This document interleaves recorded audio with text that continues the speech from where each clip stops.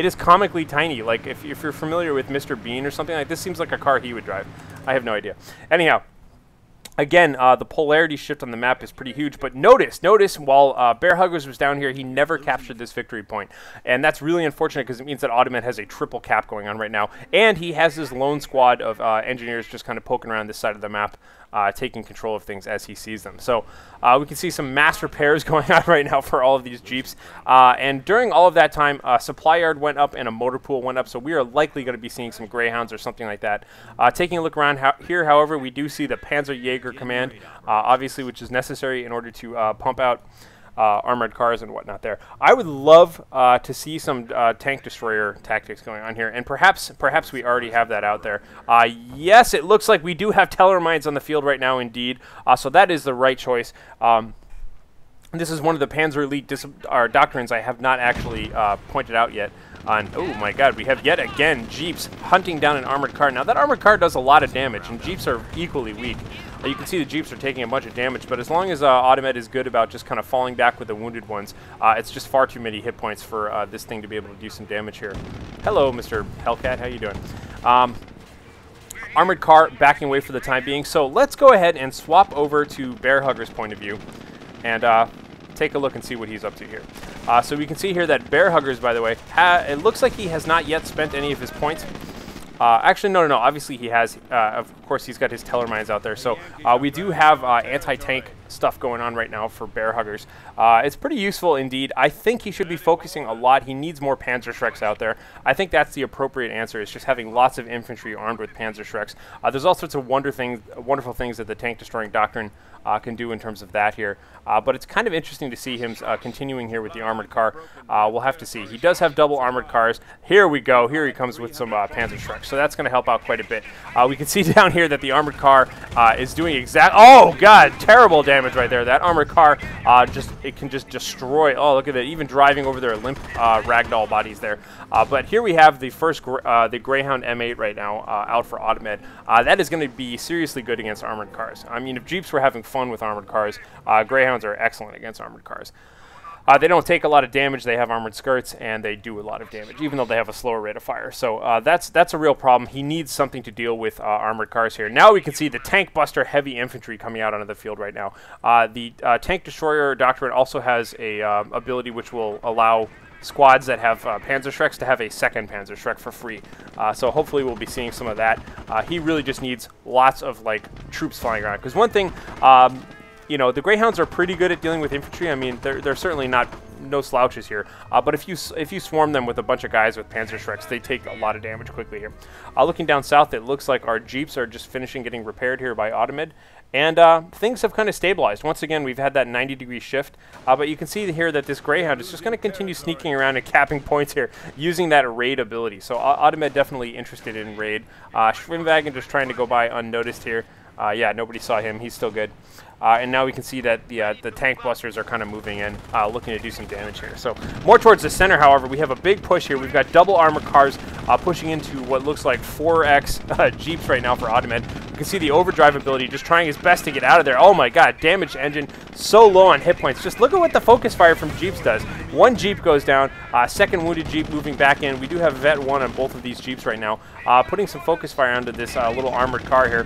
The armored car, unfortunately, choosing to focus fire right now. The engineers, although doing quite terrific damage to these guys, they're trying to get in right now to do some repairs. However, that's just not going to help out. And now look at how badly damaged this armored car is. And beautiful looking moves here. You can see Audemed doing the little bit of Gosu blocking right now, getting right in front of this armored car, preventing it from retreating in any sort of timely fashion here. And it is just going to go out of control, crash into the side of this dirty looking bridge there. So that's pretty awesome indeed there. So repairs going up on all of these Jeeps. It looks like the 3 surviving Jeeps are looking good. But now here we have the tank busters moving in and blowing the windshield right off of this Jeep. That's kind of cool. Kind of a nice looking shot there, but he's going to have to get out of there looking out for Panzerschrecks. Again, these guys do pretty good damage here, but yeah, there we go. That's what I want to see here is a little bit of Panzerschreck action, popping some vehicles around like that. The Greyhound is out here. He does not have a gunner right now. I think his gunner was killed at some point. And we even have an anti-tank gun out there too. So very interesting to see that Audemed is going for his own armor and also anti-armor. He's not like really too worried about the infantry, it looks like. So taking a look around here, though, I do like what we're seeing here in terms of teller mines. Now, I didn't talk about teller mines too much. Teller mines are very specific anti-vehicle mines that the tank destroyer doctrine gets, and they can only be triggered by vehicles, but they like nearly one-shot most vehicles. Very, very destructive teller mines there. Down here in the lower right, we can see the Schwimmwagen and some more tank busters moving around here. So it seems like USSR BearHuggers has got the right idea. Taking a look back at his base, we can see he's just kind of resupplying his troops. No more new technology or anything like that. And things are looking kind of interesting. This is kind of a strange game going on right now. We can see some teller mines. Oh, God, teller mines right next to these Jeeps. Oh, my God, we have 3 Jeeps driving, and there's nowhere to go here. Is he going to get through? Oh, my God. I have no idea if he's going to hit that mine or not. I don't want to take my eyes off it. Let me kind of coast around here and see these other guys here. Yep, okay. Here comes a little bit of a skirmish going on right now. We'll have to see if they're going to be able to get out of there in time. Oh no! The teller mines go off and destroy both Jeeps. Combined with a little bit of focus fire here. We can see the M8 Greyhound now with its upgrades coming in to put some focus fire on the Panzer Elite. The Panzer Elite here returning fire with their Panzer trucks. Unfortunately, digging holes in the ground instead of doing anything meaningful. And looking down south here, again, we can see victory points being captured, far fuel points being captured. Again, remember those 2 high fuel points are on the top and bottom. There goes another gunner for that M8 armored car there. And a second Greyhound is out in the field right now. So we've got 2 of these guys out, putting some pressure out on these gentlemen. Unfortunately, the single Panzerschreck is probably actually not going to be enough. At this range, the double Greyhounds can actually do quite a bit of damage here to squads that only have 3 members. And now we can see even the engineers getting in on the action right here in the center. Engineers even gaining some veterancy. We can see them getting some upgrades, got some flamethrowers out there, doing a great job at wrecking up these tank busters. So unfortunately, I think that's really what USSR BearHuggers needs to rely on right now, is more tank busters and things of that nature. But however, we can see he went ahead and upgraded to the Hetzer.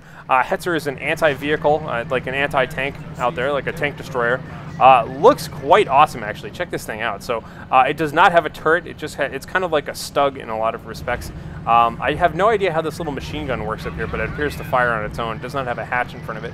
But it's a pretty good kind of a medium anti-tank. It kind of reminds me of the M10 tank destroyer that the Allies have. It's definitely not like impervious to attack. But it'll certainly do a good job against vehicles. So that's definitely a response to the M8 Greyhound. So we'll have to see how well that's going to work right now. He's lining up a shot on a Jeep right now, though. That could be a real problem. But it looks like he's okay for the time being. Somehow someone got into rear armor shot at him. No idea there. Nice looking Panzerschreck around there, taking out that storage container. Now we get to see this Hetzer just kind of moving on into battle here. I'm curious just to see how well this Hetzer does. You can see slow rate of fire, but man, it does a lot of damage. The only problem is that it's not maneuverable even in the slightest. So all of these Greyhounds are actually doing a pretty good job at just kind of hunting and pecking away at it because they can stay out of its range here a little bit. We can see trying to outmaneuver it. I do like that it's keeping its rear armor facing the other way and is using kind of the confines of this narrow hull to kind of prevent it from being flanked, the fact that it's got buildings on both sides of it. So that's looking pretty cool here.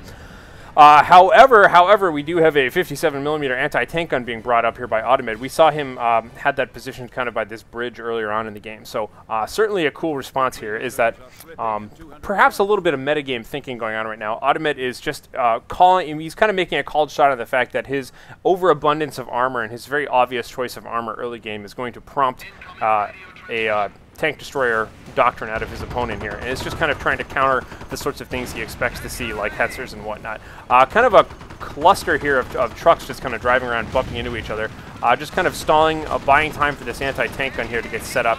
Anti-tank gun is hopefully going to start taking some shots here at this Hetzer, but the Hetzer is just doing a great job doing some damage. Now we can see shots just kind of dinging off of that Hetzer there. Hetzer having to back out of the way, but it looked like during all of that time there, I believe there was a Panzerschreck squad there. Yes, they were. They got wrecked, and now our engineers have got some Panzerschrecks, so that's going to start becoming problematic. But once again, look down here towards the south. You can see the tank buster heavy infantry doing a great job just kind of dissecting all of all of Audemed's territory and whatnot.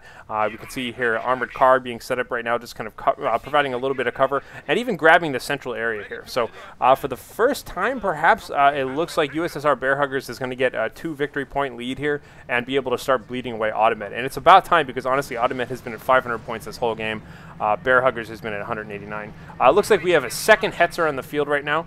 Double Hetzers. The more Hetzers you get, it's a lot better against A lot better against things that can flank you because it's harder to flank a row of them than it is a single one. And now we can see that the M8 Greyhounds here being bogged down trying to come across the water here. Unfortunately, they don't have the water prowess of Schwimmwagons.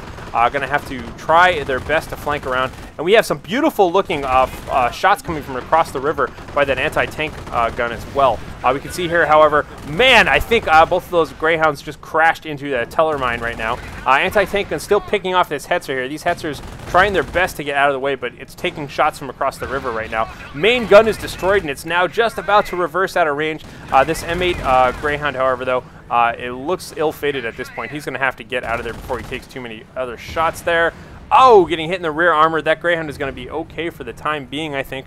But we can see up here, it looks like anti-tank moving around, and this Greyhound armor car getting repaired right now by a nice little squadron of engineers there. More towards the south, we can see it looks like BearHuggers is still continuing to capture all of this stuff down here, once again resulting in sort of a complete polarity shift between who owns what on what side of the map there. And oh no, teller mines once again going off. I love the fact that in this game it seems like you can put mines anywhere. I mean, obviously that was a logical place to put mines at cross sections and things like that, but just, you can pretty much just put mines anywhere. You'd be surprised where people will step on mines all over the place. Who knows? So anyhow, taking a look around right now, we can see very, very damaged Hetzer. I'm sure once these tank busters finish capping this point, they're very slow at capping points, they will be able to get some repairs off there perhaps, or maybe even just some of these Panzer Grenadiers heading down there. We can see right now more teller mines, not a bad idea at all when you've got this much Allied armor driving around on the map.